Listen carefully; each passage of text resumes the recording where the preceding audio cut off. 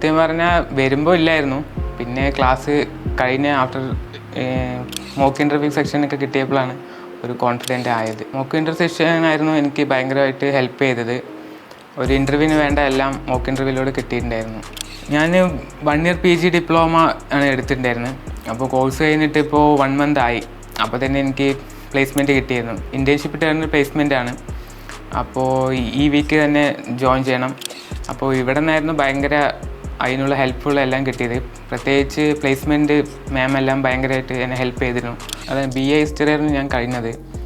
അപ്പോൾ പിന്നെ ഒരു കരിയർ ഒന്ന് ബിൽഡ് ചെയ്യാൻ വേണ്ടിയിട്ട് പിന്നെ ഗൂഗിൾ ചെയ്തിട്ട് അങ്ങനെയാണ് ലോജിസ്റ്റിക്സ് കോഴ്സിനെ കുറിച്ച് അറിയുന്നത്. പിന്നെ മെയിനായിട്ട് നോക്കിയത് ഞാൻ സർട്ടിഫിക്കറ്റ് ആയിരുന്നു CLTയിൽ.